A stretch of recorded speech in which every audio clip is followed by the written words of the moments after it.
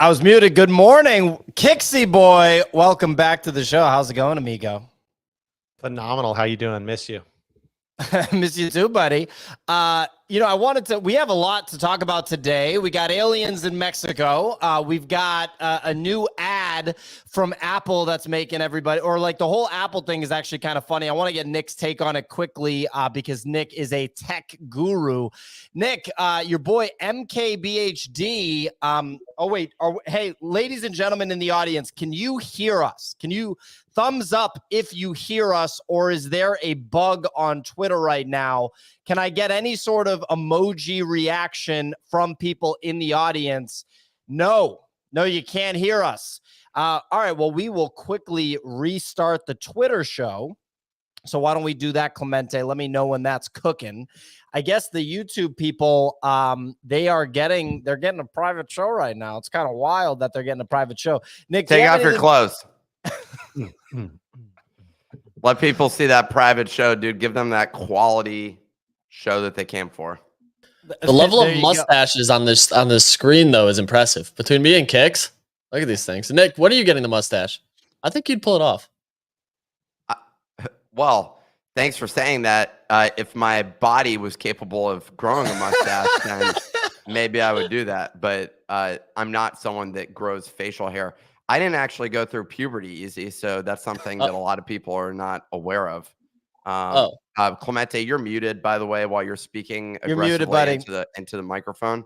So just remember, we're watching your mouth move. You're speaking. I was talking to our audience actually on the Twitter Spaces, testing it out, and we're good to go. Okay. We're back. Well, I just requested. Let's get that cooking. Ladies and gentlemen, which space? The same Can one? I get if you go to my profile and they can click on it, can you hear me, ladies and gentlemen? I'm getting a thumbs down from some people and thumbs up from other people. Okay, all right, here we are. We're back. Nick, did you see any of the Apple stuff? Your boy MKBHD, big-time tech YouTuber Marcus Brownlee, tweeted that the theater had its loudest applause during the presentation to hear about new iCloud plans. The fact that there's 2 new iCloud plans. I thought that was interesting. Apple stock is down. There were a ton of memes about the fact that the new phone's the exact same thing as the previous phone. What do you make of some of those Apple updates, Nick? Well, Pio, I didn't pay attention to them despite being your in-house tech expert and your from your perspective. You love Apple. I'm surprised. You love Apple. Well, I didn't have big anticipations for what was going to come from Apple at all. So here we are, and those expectations materialized. They're now on really a 2-year cycle. So that's the by the way, those noises come through every time someone gets let on stage. Okay, well, I think we'll survive that now that we have the audio working. I'm not too concerned about that. But anyway, okay, so do you have no take on Apple? We can just move on. I feel like they're on a 2-year update cycle. That's where they're at, and it means that there's going to be less people buying during these off years. So that's the main thing. Easy's going to dump his whole wallet into it for a new iPhone. I need one. My lightning port is broken. I can't charge the phone. I have to like jerry rig it just to get it to work with the Roadcaster because I broke it. Got to use a MagSafe charger just to charge the thing. It's chaotic. The USB-C thing is nice, but expected. I remember. Did you see you can now charge other things with the iPhone and the Apple Watch? You can charge your Apple AirPods with the phone with USB-C, which I was like, that's kind of cool. So it's like battery sharing. But the other thing is like the basic iPhone didn't go up in price. The Pro did. So they ramped the Pro pricing, kept just the iPhone 15. But Pro is like another $300. I think that USB-C is just such a big deal. And am I going to pay $1,000 for it? No, my iPad has USB-C, by the way, and that's nice. The Lightning component is a pain in the butt, and I can't wait for that stupid stuff to transition away. That's my main conclusion from this entire experience. The Apple Watch doesn't have USB-C. It has the, floating charging, whatever you call that, wireless charging. And that hasn't changed, and there's nothing new on that front. So really nothing very exciting about it. All right. Well, Nick just doesn't want to talk about Apple at all today. You never know what he's going to want to talk about. I did talk about it. I just gave you 5 minutes of it. Okay. No, I wasn't excited because it's not exciting what they released. Okay. Hey, Pio, how does the dirt outside your apartment look? Talk to me about that for the next 5 minutes. I'll talk about soil. Talk about soil all day, man. I mean, we'll talk about drainage and all that stuff. But anyway, Mexico, they unboxed 2 aliens. What are we doing here? What do we think about this? Bunny, you think this is real? Don't we unbox like shoes? Now we're unboxing aliens. Is that like a new thing on YouTube? I mean, fake aliens. Bunny, you believe this is real? I didn't see it yet. It's probably not real. No, this is a joke. I'm looking at this thing Not right a here. joke. Not a joke. Scientists, they got called into Congress and they were forced to share their findings. I think this guy's 10,000 years old. 1,000. Oh, 1,000. 1,000-year-old Mexicans. That's not even that old. Yeah, they found him right after they discovered caffeine. Nick, what do you make of this unboxed alien? It's wicked. No, fake. dude, they released MRIs. They released MRIs, so it has to be real. Has to be real. Looks like an NFT reveal. Yeah, What? no, I mean, What the hell is this? It looks like paper machete, or like or paper mache. Well, paper machete, same thing. The paper mache, or it also looks like I'm trying to think, some other sort of like concrete mold sort of thing. What the hell is this? And what type of reveal? It looks like an alien, and that's the thing that makes me think it's not an alien. Like it looked like. Wait, why did they get MRIs? Did they like blow out a knee on their way? Nice. Wow, that was awesome, buddy. What a joke right there. Who's Pio going to insult next? That's this morning's show. Let's see. Pio's just wondering what the alien diet is. He's like, well, listen, what do they eat up there? That's a real curiosity. Huh? What do they consume on a daily basis to maintain that peak figure of 5'1", 70 pounds?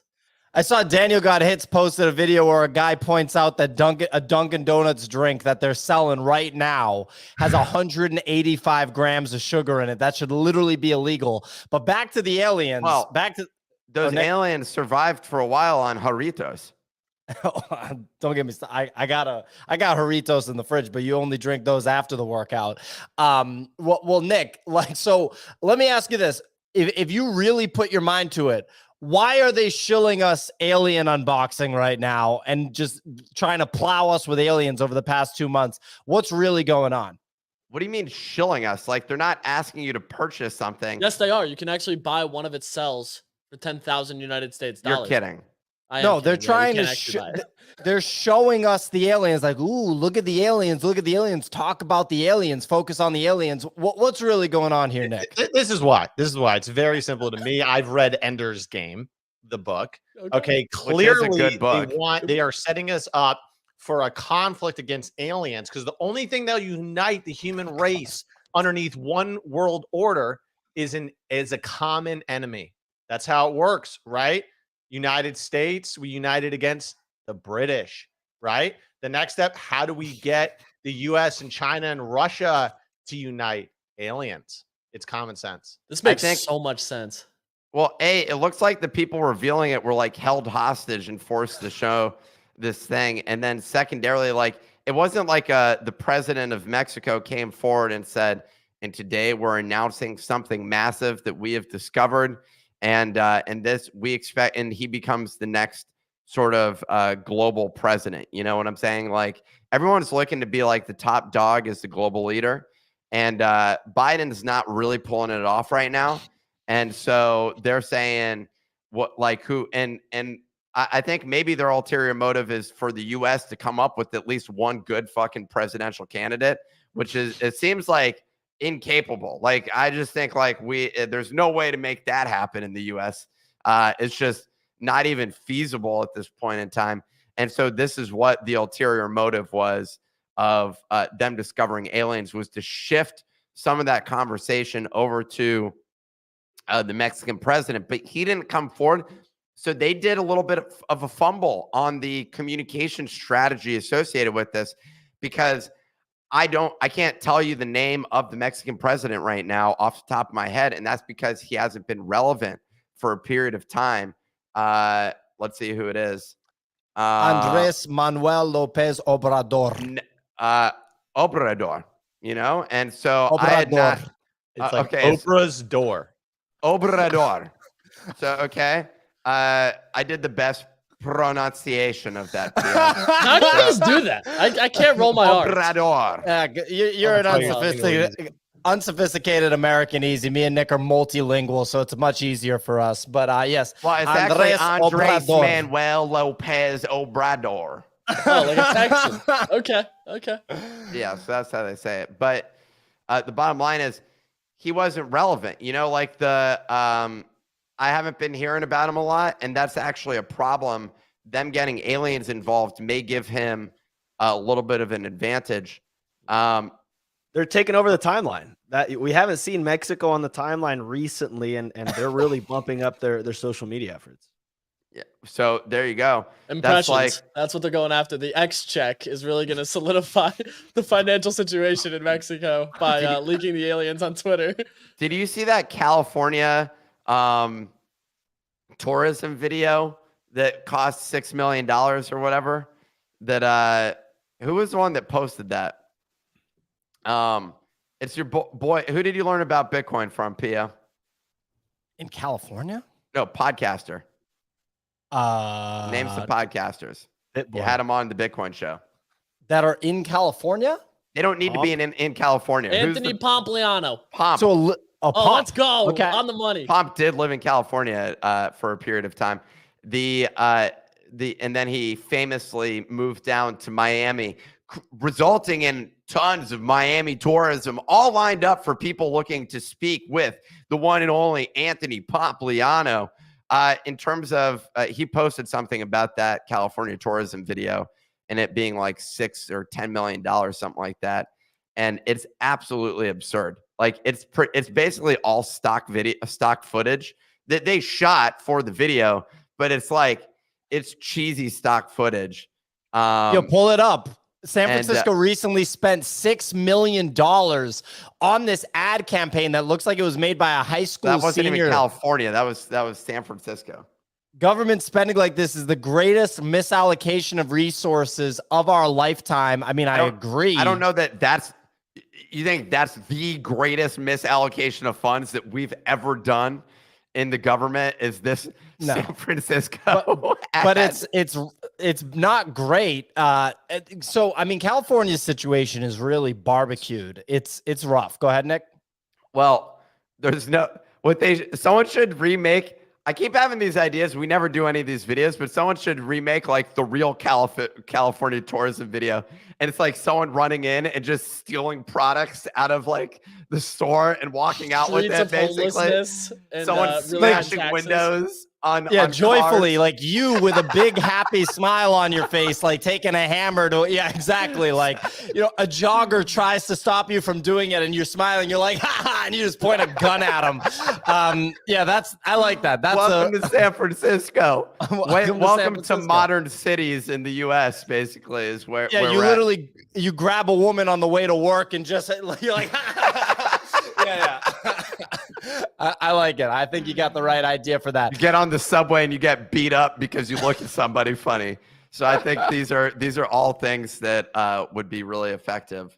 The tourism videos, you can't even. Anyways, the bottom line is that at least they were making some effort to present, California as a place you should travel to. This Mexican alien thing, it's not clear what the ulterior motive is here. What is the agenda that they're going for? And why wasn't upper management involved in this? That's what I'm trying to figure out. We got a lot of questions. Well, look, today, ladies and gentlemen, we're going to discuss that Binance could be in trouble for the umpteenth time. We're going to talk about the upcoming Sugartown mint by Zynga. Seems like that's getting a lot of attention. And we will discuss the MiLady meltdown. So, those are the things that we're going to discuss. Kicks we got you back for some weather, buddy.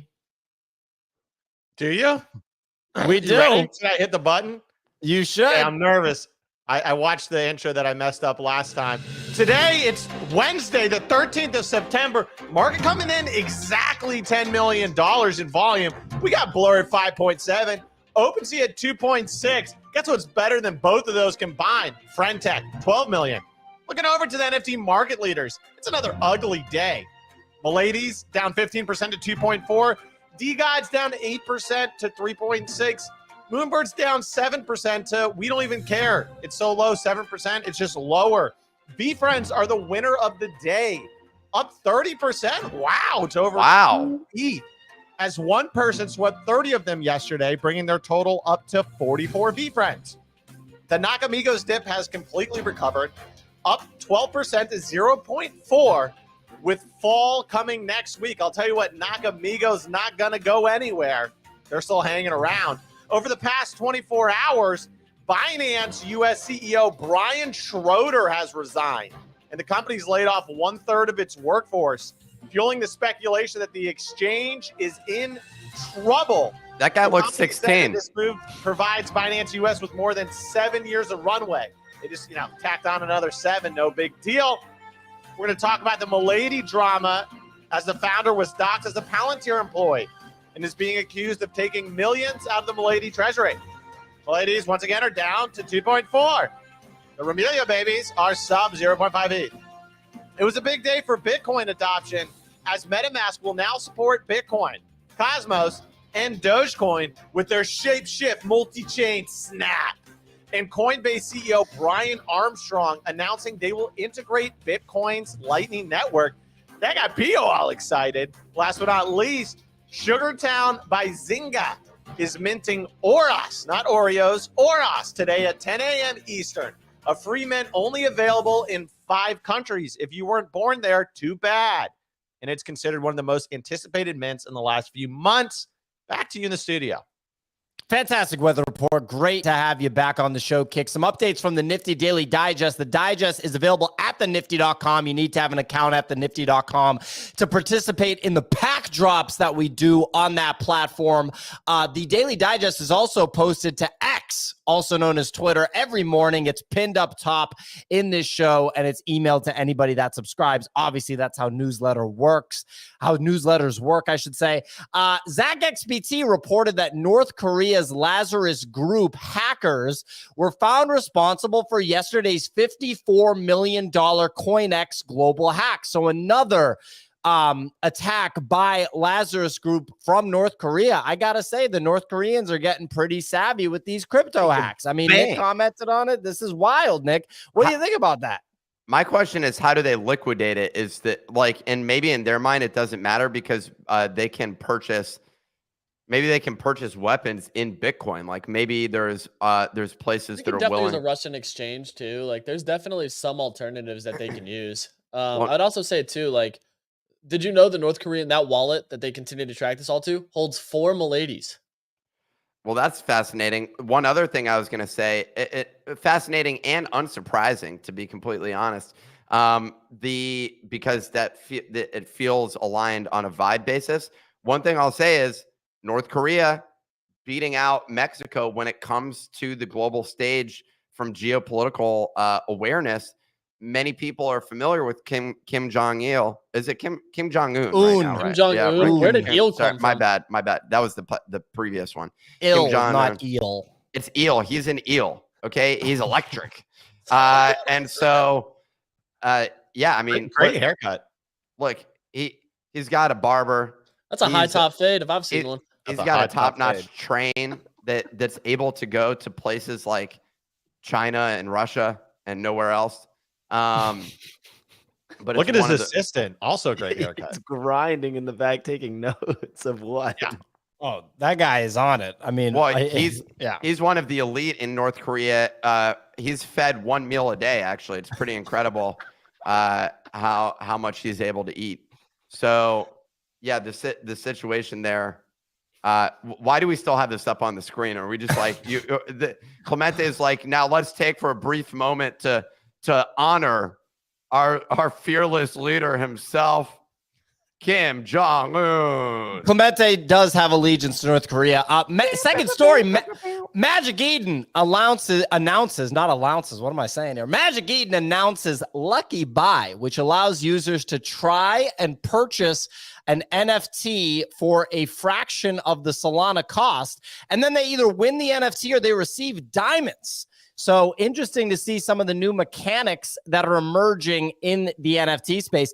Mochaverse has announced their first Mochaverse has announced their first phygital merch drop. You like that word, phygital? The mocap, which comes with an NFT twin. So you're seeing those digital and physical integrations. What a hat it is. Oniforce announced. It's not even real. It's a digital hat.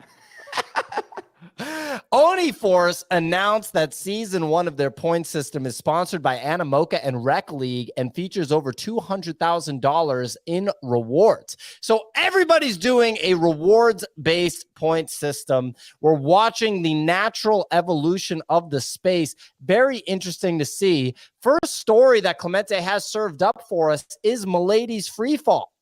Or Nick, before we go into the MiLady's Freefall, did you have commentary on anything that we discussed in the Daily Digest? I mean, there were a lot of items in there. No, we can proceed.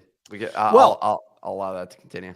So MiLady's mystique has been ripped away. And we've seen this time and time again in the NFT space. There's so much mystique surrounding the individuals behind projects. Turns out the individual behind this was just a rich kid from Orange County that works at Palantir.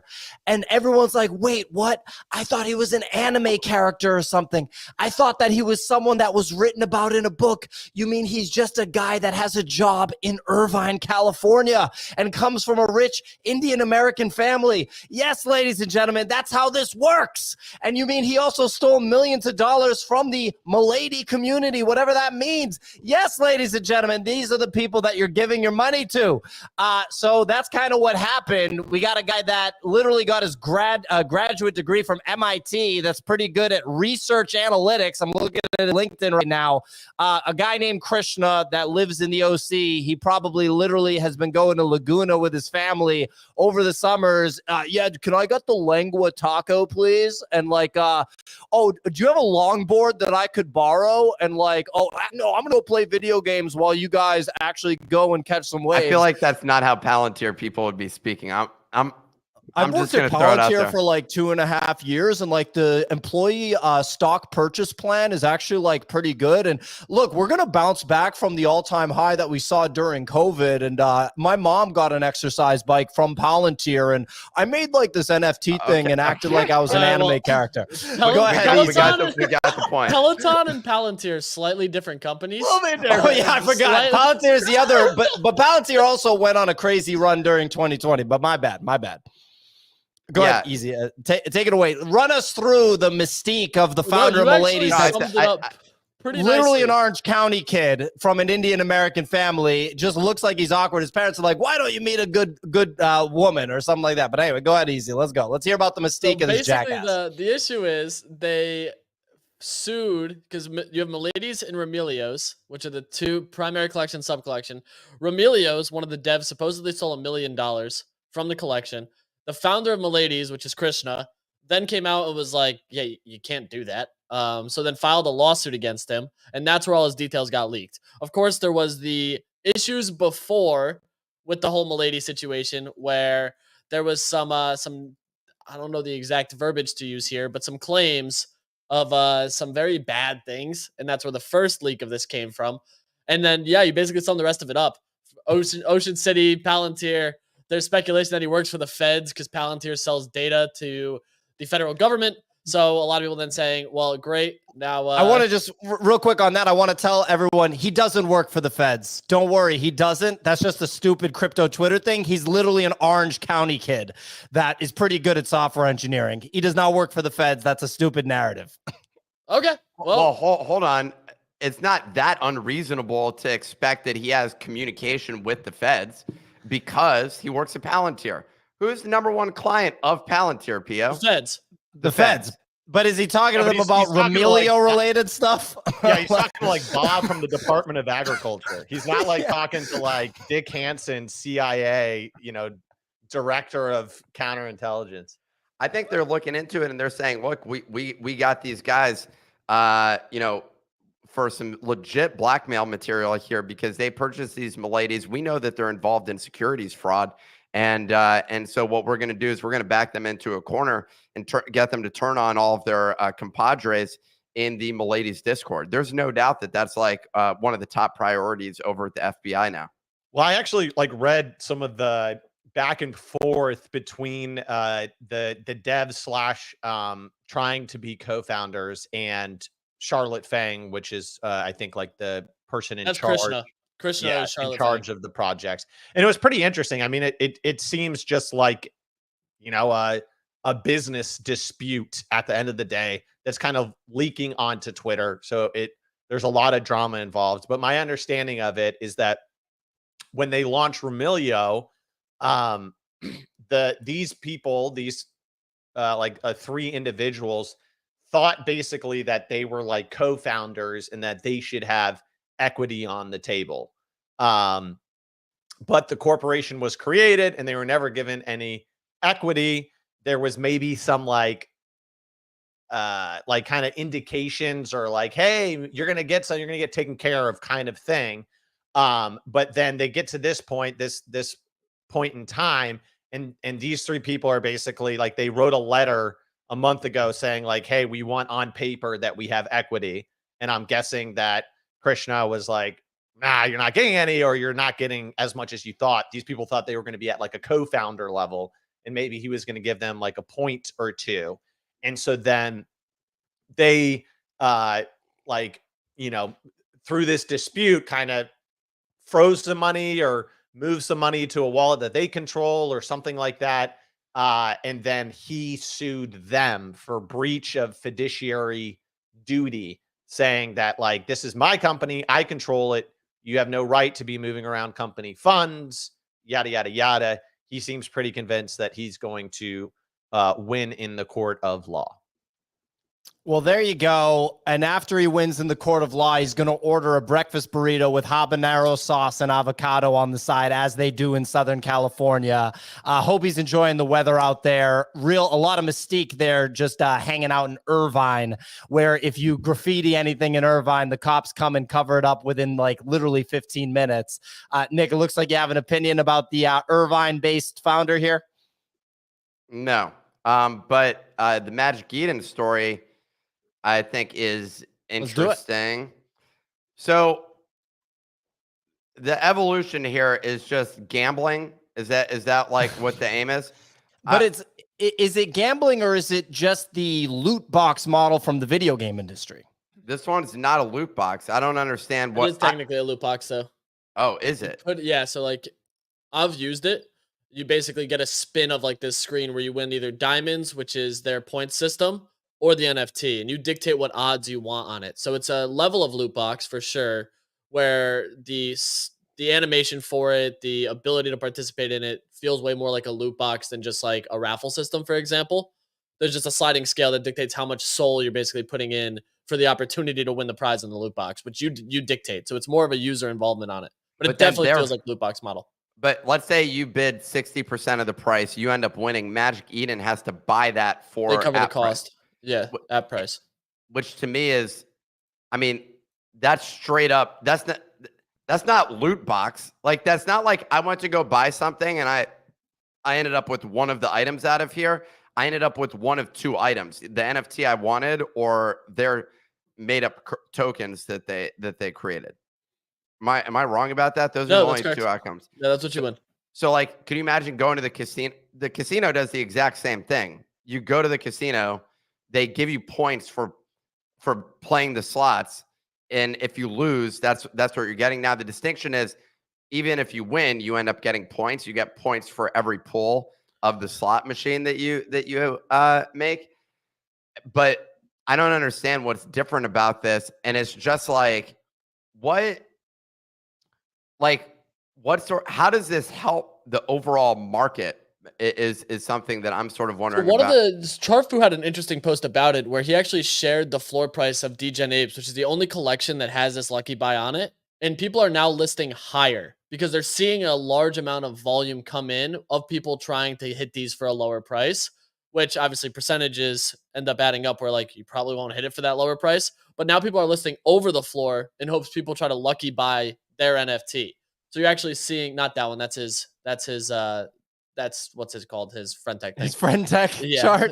yeah, his FriendTech chart. But the thing is, you're seeing like people list over floor to try to get that for like mid rares and stuff that people are using lucky buy on. So you are seeing Degen 8 floor price increase, and I do actually believe that they're putting the dogs on there in like 2 weeks. That's cool. Well, I briefly skimmed the article that they wrote up about it. It doesn't seem like they're making they're not taking additional, money like to facilitate this, meaning that it doesn't like it seems like the odds are like if you put 15% of the buy price, you get a 15% chance of getting it, right? It's not like you have a 10% chance and they're taking the 5% spread. They're just taking they're taking their standard 3% fee, 1% to the creator, 1% to Magic Eden, 1% to the seller. So if anything, this like seems like kind of in the realm of like buy now, pay later without like predatory interest rates. So it's not like they're doing this almost for like from a liquidity standpoint, not from like we're gonna like make a shit ton of like we're gonna make the average person pay 200 SOL for this thing that's worth 100 SOL, right? Like if a group of people put 100 SOL in the lucky draw, just math like is going to work out like 100 SOL in, 100 SOL out. So if anything, it seems just to boost like their market shares liquidity. ramped. They retook the lead of market share as well on the back of this. So that's working for sure. Like they just recently became the leader for Solana NFT markets once again, where they were previously struggling in that regard. So something's working over there. I'll give them that. Like it's something new. We haven't seen this type of method before, and it's certainly bringing new liquidity in. We've seen 18% increase in overall volume on Solana, and then we've also seen a market share increase for Magic Eden. And then we've also seen net new buyers increase with sellers going down. So it looks like people are trying it and having a good time with it. I will say the Degen Ape one is like an expensive NFT for this because it's like a 40 SOL floor. Whereas if they do something that's lower cost, I think they'll see an even larger increase in volume because people prefer to take those swings on cheaper assets and just participate. Like that's where I think they're going to find the most success. Nick, you want to weigh in? Well, I just think it's interesting seeing how people plan on making money throughout this. The OniForce thing feels comparable to what we've been working on as well, and what DGods is doing. And it feels like it's a weird thing because it feels like we're all competing on the same front as it applies to like partnered. You either have giveaways or you have like essentially taking risk to win something. And I don't know, it's an interesting dynamic. Whereas, it's an interesting dynamic to say the least, about how this is being approached. And I'm curious to see how this evolves in terms of essentially gamifying NFT engagement, I guess is the way of putting it. Or it's like where quote value is produced in this ecosystem. We had someone, a troll, come in the Discord yesterday who was like complaining about what value that they get, and they were like, yeah, but and then told us a story about an airdrop he got in 2021. And I'm like, yeah, I missed the days when I could just print millions of dollars also. Like those days were super cool. But it seemed like he was pushing for functionality that's similar to essentially token airdrops, which is what we see happen over and over again. The Heist is one example, which has been doing that successfully. But again, they have a token that they've issued that is being traded in a way that, like, although with the Heist, you do win and lose, right? Like my understanding is there are ways you can lose your NFT. Like your NFT can just be totally burned. Like that's another side of it. And so like the utility there is that you bet and lost is what happened there. but we personally have tried to avoid as much of that as possible in terms of like it being gambling. But that seems to be like the primary utility that the space is like revolving around at this moment in time. The point system is the main one. The one with OniForce, the only distinction is like, I mean, I don't know how evolved their system is, but it seems like a lot of them are taking a pay. They have a leaderboard showing the most points. Let's set that up on our site, and now we have the exact same things. So yeah, it is interesting. I'm wondering, why didn't Animoca come to us, Pio? Can you explain that? That's the thing that I'm trying to figure out now. OniForce is the one that's closing these deals. I'm pissed off. Well, look, there's a lot going on there. It's going to be very interesting to see how this stuff develops. All I can think of is I wonder if DraftKings and FanDuel will end up having proper, like, big-time crypto platform integration. I don't mean, like, incorporating crypto and NFT technology into, like, the sports betting, but having a whole different vertical that's kind of a crypto-focused thing. Because when you think about it, once they were able to do the daily fantasy sports or whatever, the different betting that you can do on a FanDuel app. And I think over 50% of the states in the United States, if I'm not mistaken, at this point, you can just legally do that. I could be wrong about that percentage. I think 100% of the states you can do daily fantasy sports. 50% of the states you can do sports betting. So that's wild. It's even like 60% now have like prop betting, because you see Prize Picks is sponsoring a bunch of stuff where it's only prop betting, where you're actually picking certain players because they say that's a game of skill versus a game of luck, which is like the big differentiator between sports gambling. DraftKings is also crushing the NFT market right now with some of their stuff that they've got going on, because they have like fantasy players that you can now buy, sell, and trade, which I think is a really interesting approach for them. It'll be interesting to see how long that survives going post like football season, but we obviously have basketball coming up, hockey, etc. So I do think that's going to continue to ramp over the next coming months. Yeah, and real quick, everybody's like acting like, oh, everything's so down bad and blah, blah, blah. I mean, everyone's just laser focused on price and only price, and that's the only indicator. Look at some of this stuff that's getting created. Like, we're getting some juicy stuff on the NFT side with what we're doing and what OniForce and Magic Eden, everybody's doing, D-Gods, whatever. So that's one interesting area. People are interested in FriendTech. I've been saying that I want FriendTech to be a legitimate thing, and it seems like it absolutely is. Famous last words in crypto, right? 2 months from now, it could not be, but it seems to me that it could be. I want to understand what the real hook is of FriendTech besides price. Right? We can't live and die with only price being the hook, because then when the price goes down, everything stops. So I want to understand what the hook is besides price, and I wouldn't be surprised if you can get something.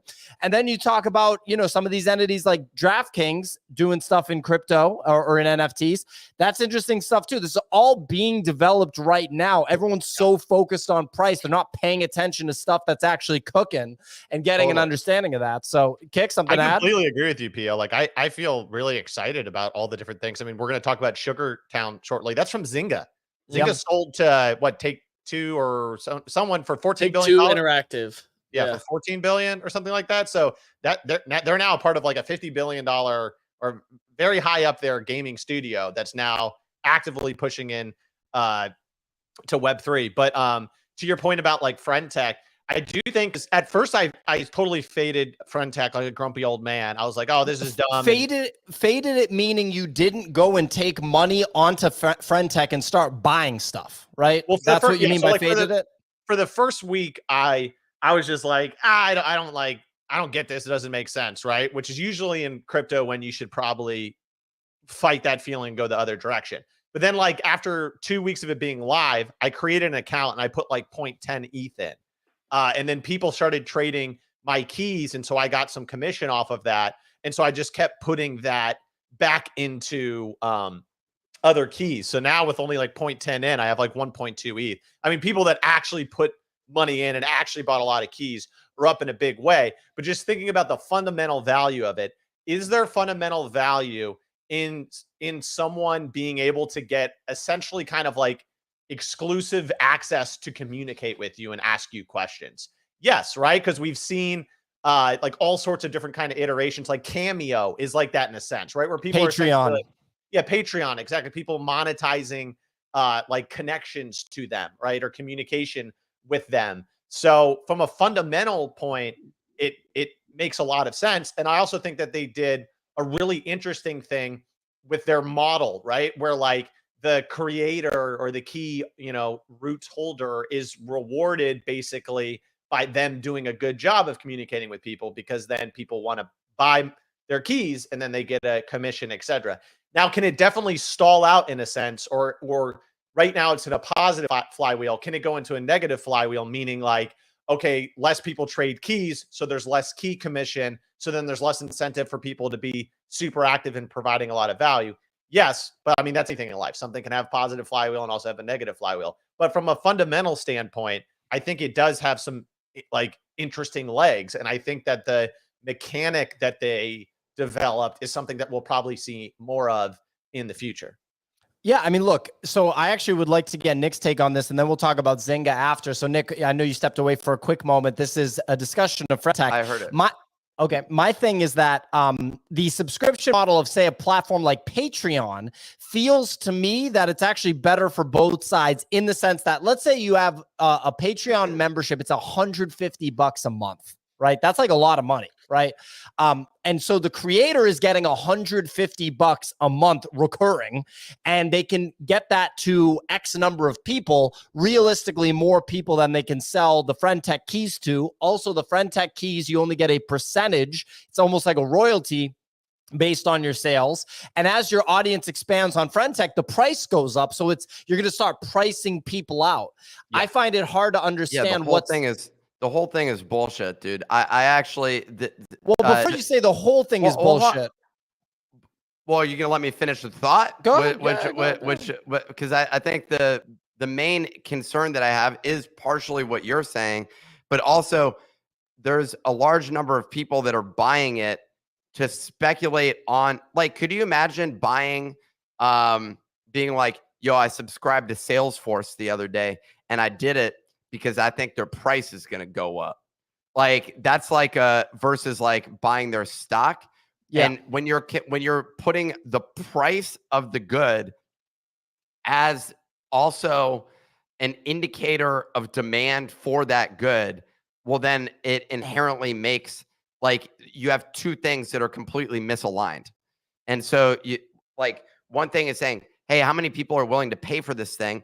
And then the question associated with that I have is like, what's the best interface to DM with somebody? Is this the best messaging app associated with that? And the answer is no. Like, this not just yet. Yeah, but it's not that it's the best messaging app. It's the fact that by someone buying your key, there's an expectation that, like, when they ask you a question or they hit you up, you're going to respond to them and get back to them, versus you can hit anyone up via Twitter DMs, but like, what's the chance that they're going to respond back to you? It's kind of like a reciprocal, like, value kind of thing. So now I got to respond to those stupid DMers in my inbox. They're not going to do it anyways. And the people that get through to the main inbox, generally speaking, are the ones who are legitimate. It's not solving a problem for me personally. And instead, it's creating an obligation of a new place that I need to, quote, deliver value. And ultimately, like, as an entrepreneur who's working on a business, I need to figure out a way that value can be transmitted through the business / the product that's being sold. And that's already enough work. And now I got to take on another obligation of somebody else that I'm providing some sort of value to. One of the hardest things is figuring out how I deliver that value to my audience. And I think the same thing goes with just content creators that don't own NFT projects. It's the exact same thing. They're let's say the best monetization model is going to create a course. Let's just say that that's like the path. You got to figure out what that course is now. And now you're completely misaligned. Mr. Beast, dude, if he created a course, everybody would sign up for that shit. I mean, that guy would crush it. If he did like the YouTube course, I'm going to pay $5,000 to be able to participate. There's no amount of money I would not pay to get that course. Like, any number, you throw a number, it's like, we're maxing out the credit cards, Chief. We're locking this one in. So Brian Brigman, go ahead. Well, do you want to finish, Nick? No, go ahead. So Brian Brinkman said FriendTech is built for celebrities and influencers, not builders or artists. Well, sure. The only thing is that do those celebrities and influencers, why does it benefit them to do the FriendTech thing versus any other monetization path? Like what Nick just said, like a course is going to be a home run. A Patreon is going to be a home run, and OnlyFans ever heard of it? What's that call that I can go on? The site that you can book like experts in the field. Zaka just posted that he was on that. No, I saw that. There's once again, these are all kind of like in the same realm of things. I think the ones that you called out, Pio, there, the Patreons and like a course, those are meant for mass market distribution, right?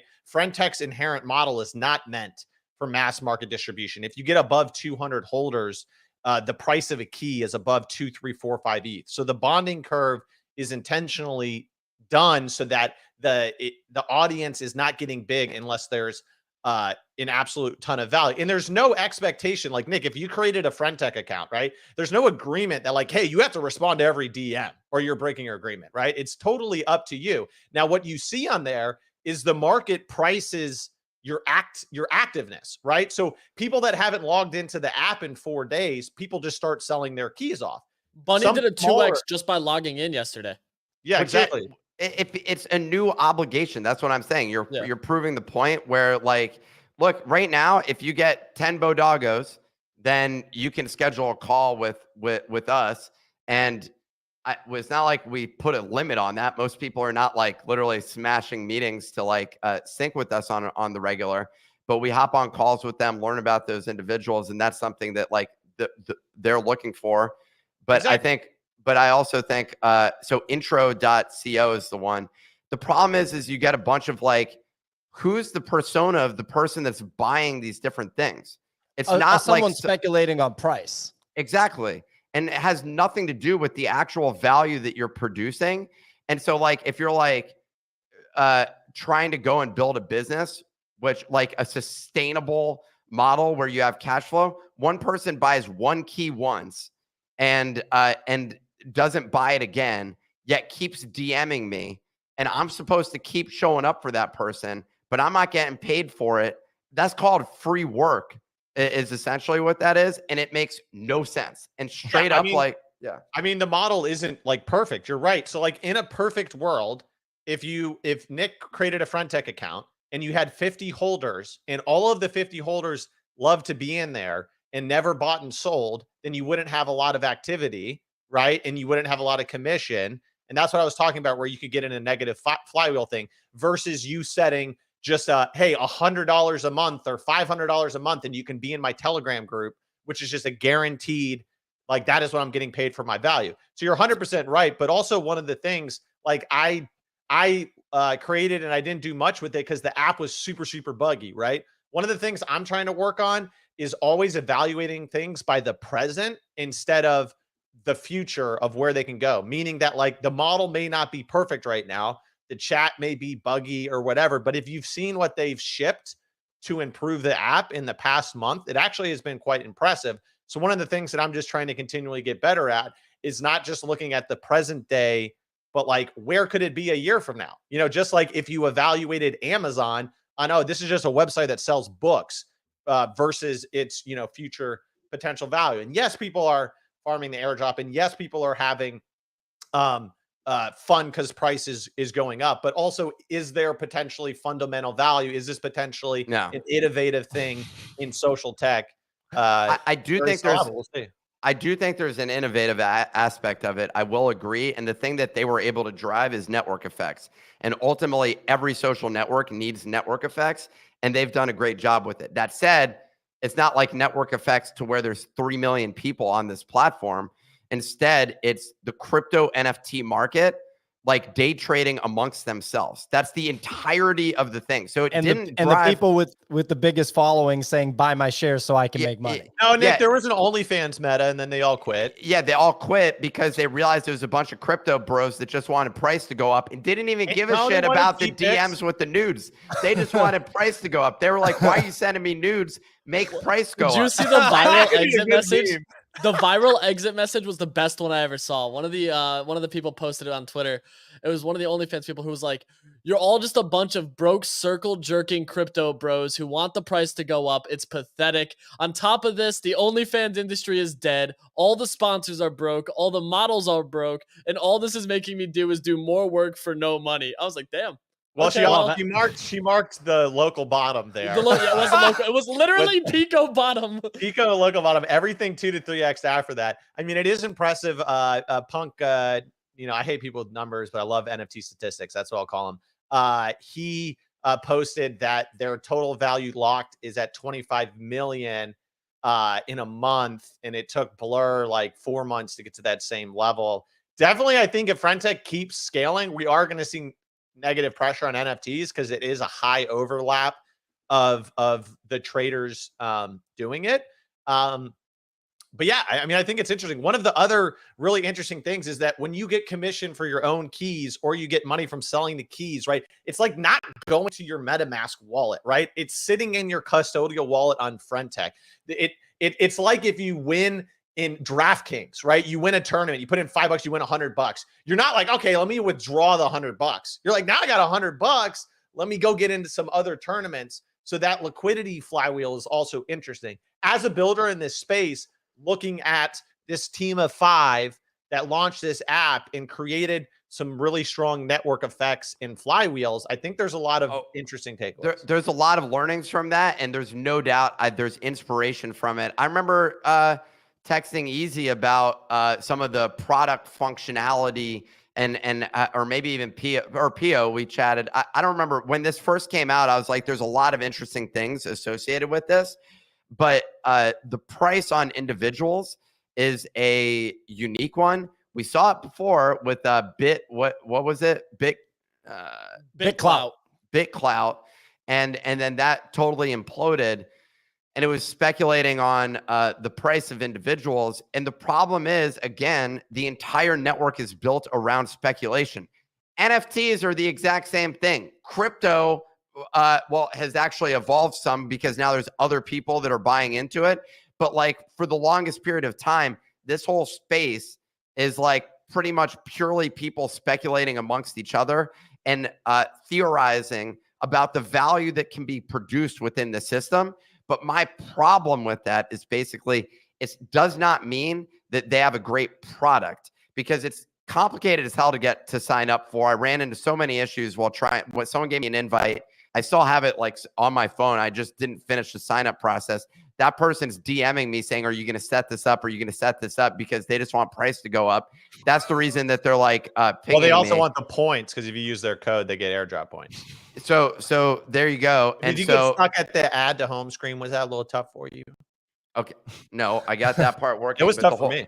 There were other components of it that were just like really weird, but I just think like, how do you make like a really great product?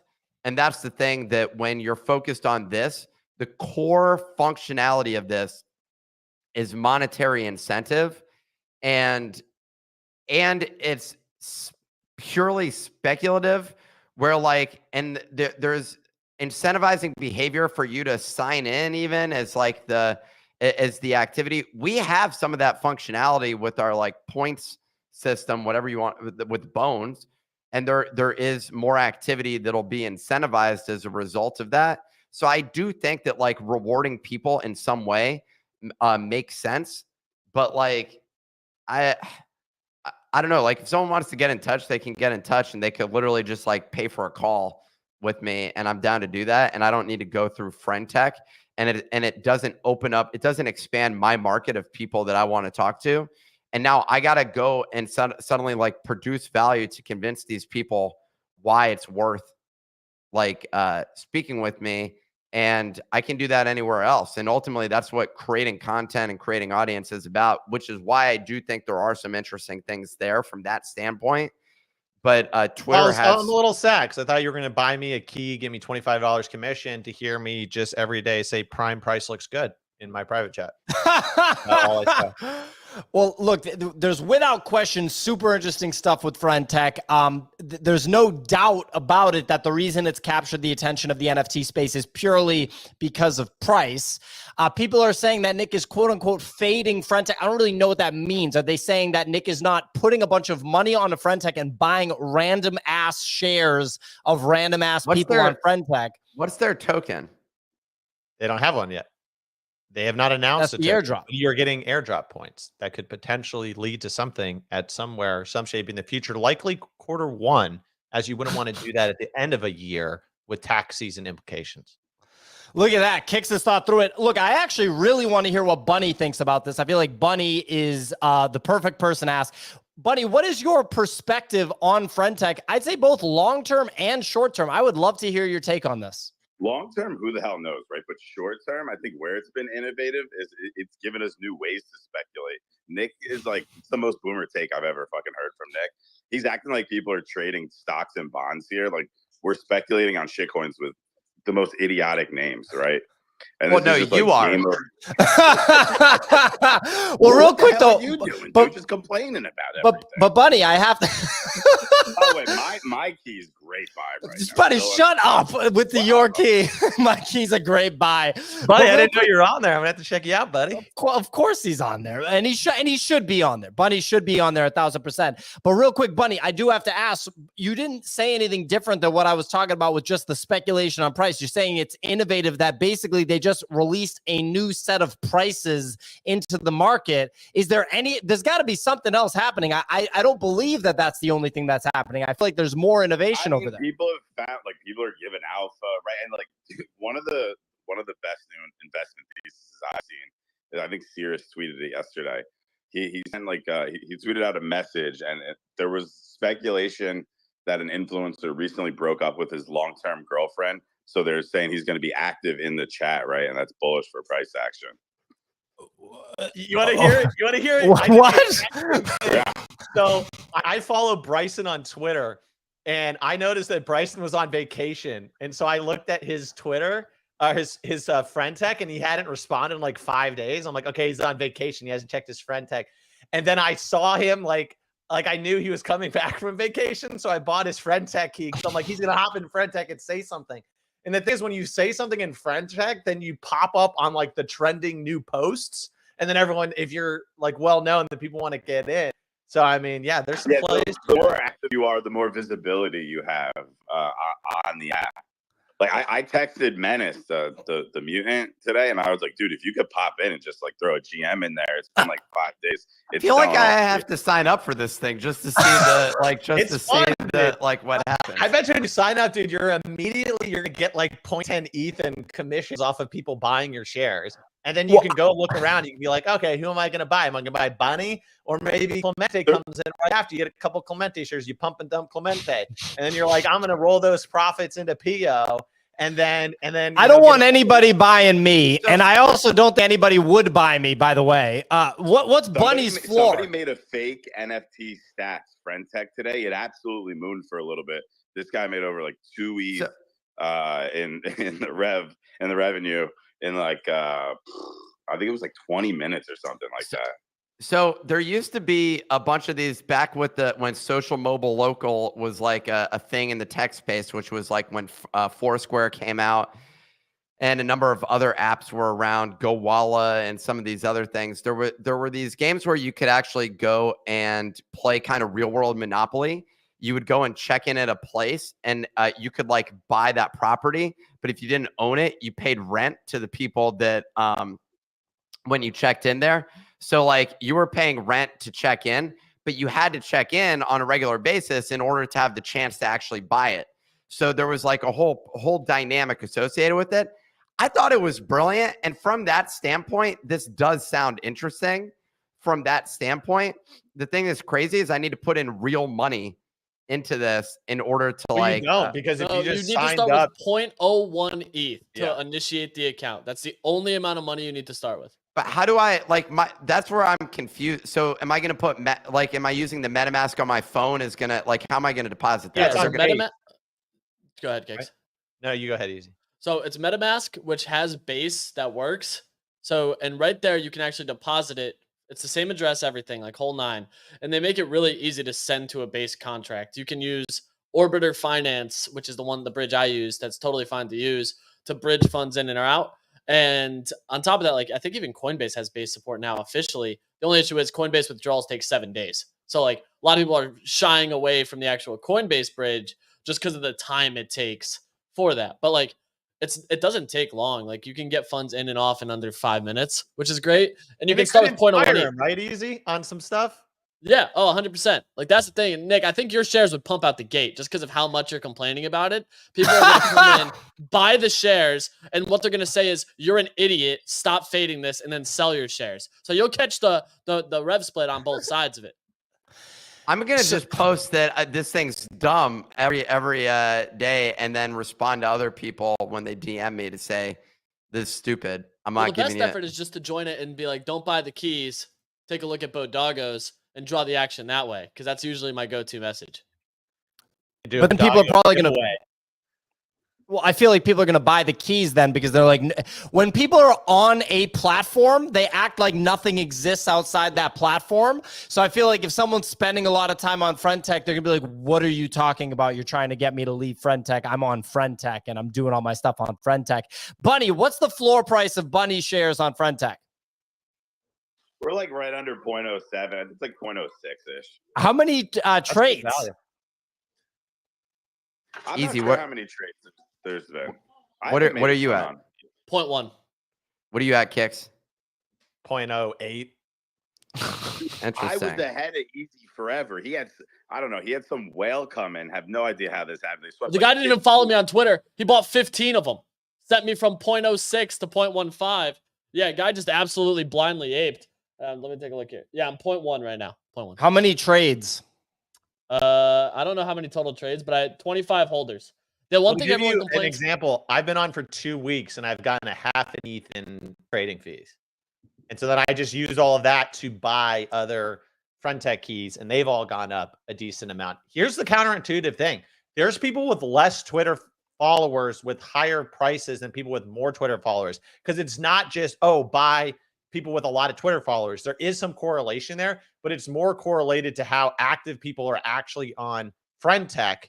And like, are they like giving you ideas for other? The other interesting thing that you're seeing is when people are, what is happening a lot is these floor prices are going up because what they'll do is everyone who buys their key, they'll go back and buy one of the other person's. So it's like a feedback loop where they end up just buying a bunch of keys. Careful with that, dude. I've made a few of those promises, and then you go on the app and they're like 1 ETH, and you're like, oh my god, dude, so the game, I do like the fact that, and this is something that we've talked about internally, and this is something that I personally hold as a just product thesis, is that when it's way more difficult, like Kicks, for example, you guys have a gaming studio, which means that you all create the majority of content, well, to bootstrap an ecosystem within a game, basically. Yeah. So you have to create content that goes in there that gets people excited, a game, some sort of gaming loop built into the system to get people in there and get them active.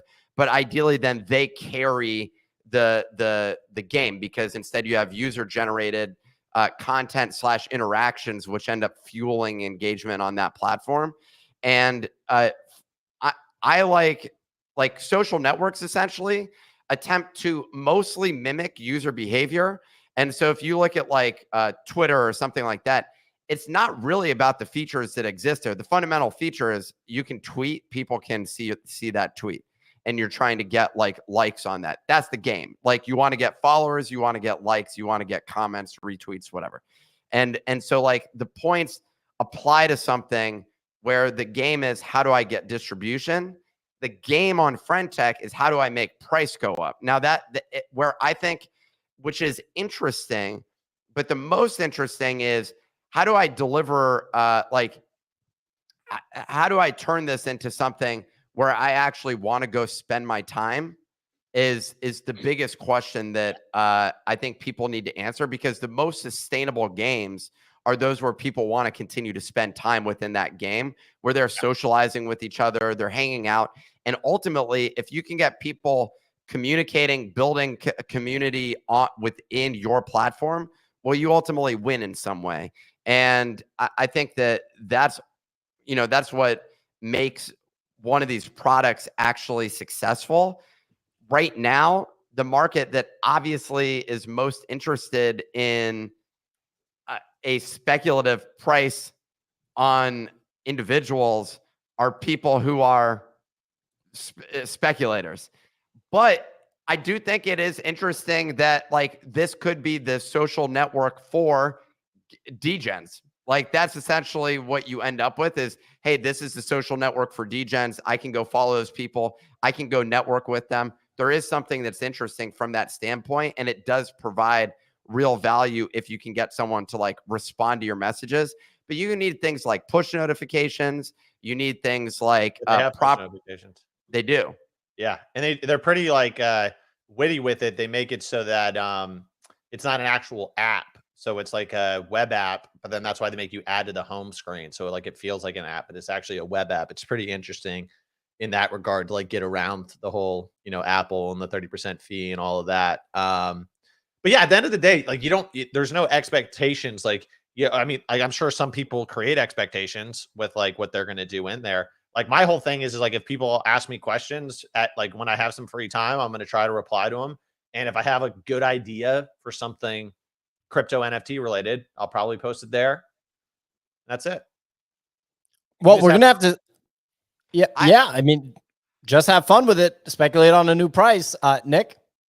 Yeah, my issue is like I need to deliver that insight and value to Bodagos holders and portal holders is the main thing. Well, and that's why they Brinkman kind of said like artists and builders, like their prices aren't necessarily as high because they're having their primary way to deliver value is through a different mechanism, and two, like if you own a Bodago or you own one of Brian Brinkman's art piece, you already can get it into a Discord and talk with those people, right? It is true. A lot of the people on FriendTech that are doing really well are like crypto traders. So a lot of people are joining those to try to get crypto alpha, and those people don't have another product. They don't have a private Telegram or some sort of newsletter that they've already monetized. So that is why it is concentrated in those people. Unrelated, Mr. Yellow said that he minted 2 Sugartown, 1 in Bodagos. How many of those did we give away? That's awesome. I think 10. Wow. Yeah, we just geared it towards, once again, though, that was one of the ones that one of the whales reached out and was like, hey, what's going on with this? And the team had reached out. They were a fan that we've talked about them on the shows, specifically on the 8 a.m. show. What's the mint price for this? It's free. Coming out the gate at Totally 0.10 ETH. Nice $100 and something dollar. Even with inflation these days. Gas cost about $6, people are saying. So it's about $6 to mint one. This is it's selling a lot on the secondary market. Can't say that I'm surprised. Clemente was pinging us saying that we need to talk about it. Let's wrap the show talking about this Zynga Sugartown mint. A lot of interest here from the NFT space. Easy, can you give us some context on what this NFT is? Yeah, so I mean, it's backed by Zynga. Like that's first and foremost the biggest thing is what a lot of people are excited about here is that it's a Zynga game, supposedly a game that we haven't seen the game yet. Rumors speculating the game will be out in the next couple of weeks, at least the first one. Zynga having multiple games. Many people are also speculating it's going to be more of like a gaming hub, and this is the first access to whatever they roll out. So that's what's got people really excited about it.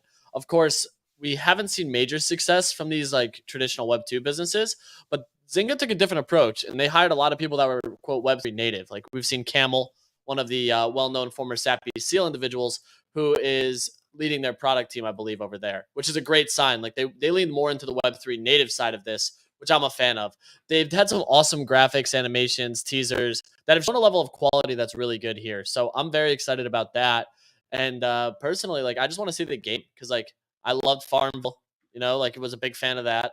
I've been a big fan of the idle style games, even in what's come out in Web3. So I'm kind of excited just to see what they roll out here over time.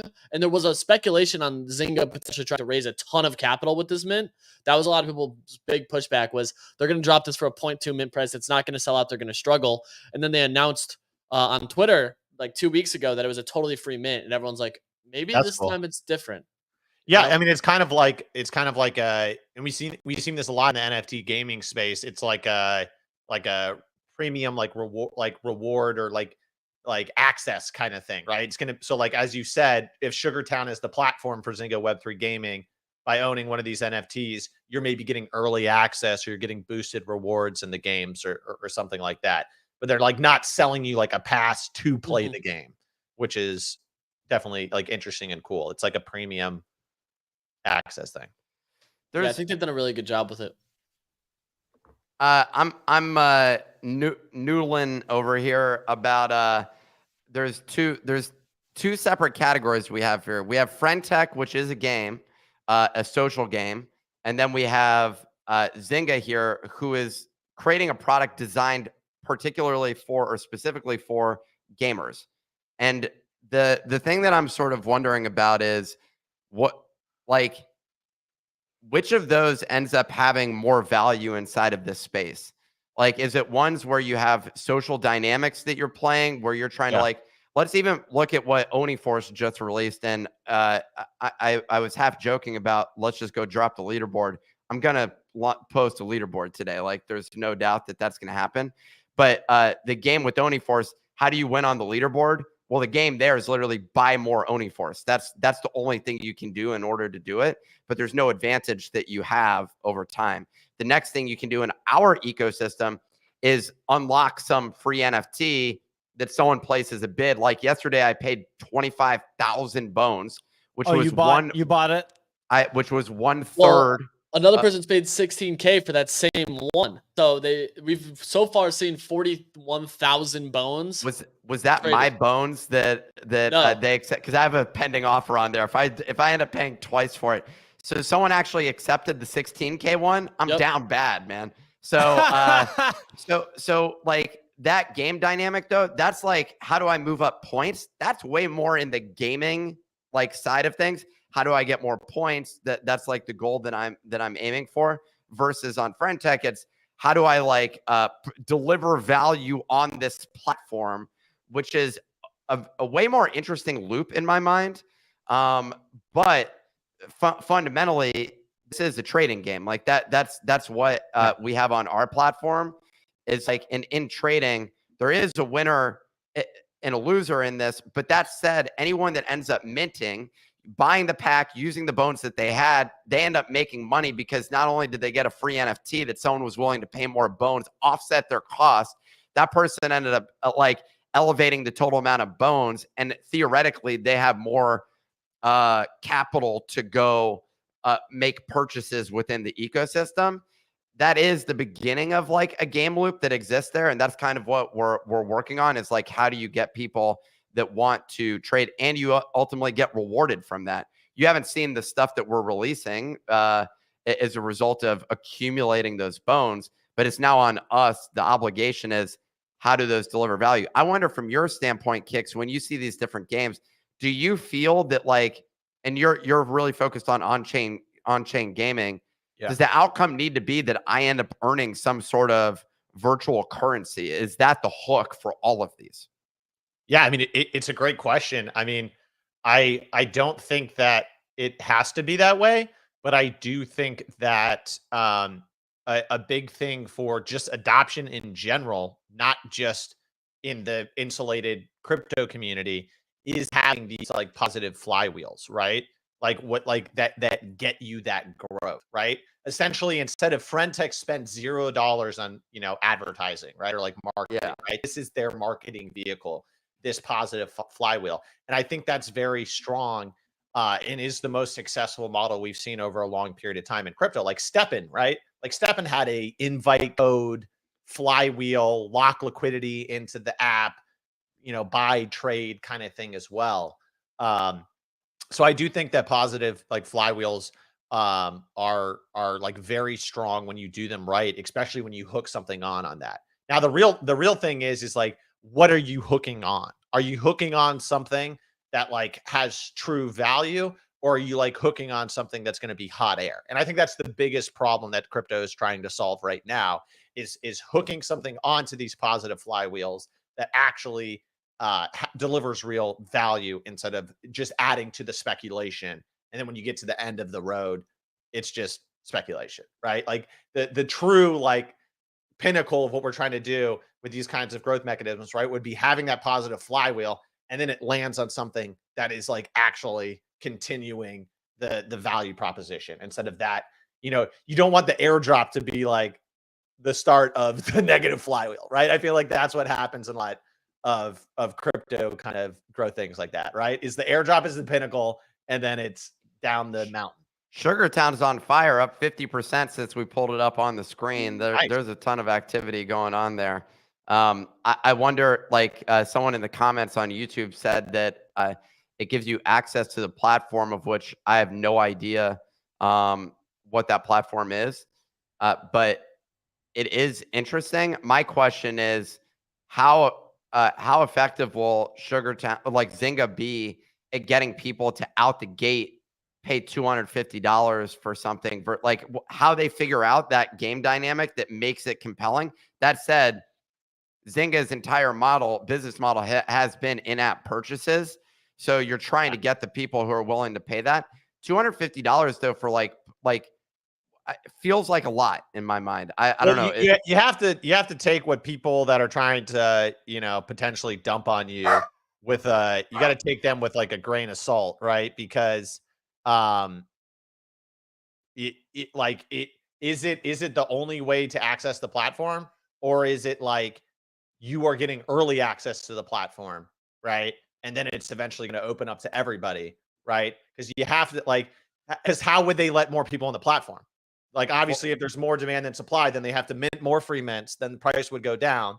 Or they probably logically make us like, or whatever you call them, like the premium access thing. So when they launch a new game in beta, you get to play it first and you already get a jump on it kind of thing.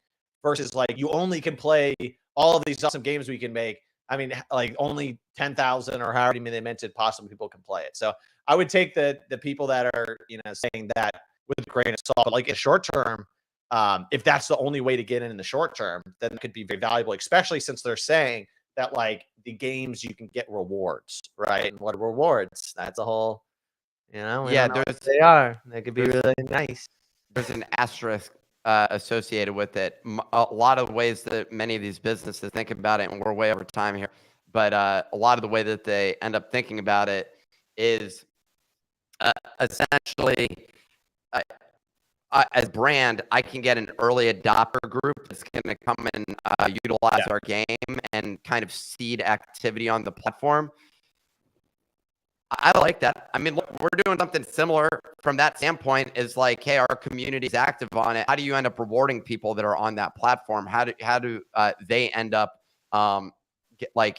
getting to like benefit from the platform that you're doing, and how do you advantage those individuals? I'm curious to see how it goes down. Anyways, we could discuss for a long period of time. This was thrilling. No, look, Bunny, you have your hand. Some closing thoughts? Yeah, the SEC charged Stoner Cats. Right. Actually, that is offering unregistered crypto securities. It looks like they're pointing out the way that it was marketed and the fact that they mentioned that you could sell it for a gain on a secondary. Mila Kunis and Ashton Kutcher have not had a good week, let me tell you. They've had a tough week. That video was pretty rough.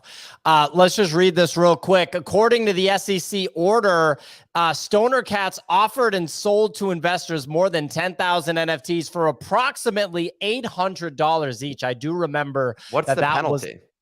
That was an expensive mint. We're going to get to that in a second. It sold out in 35 minutes.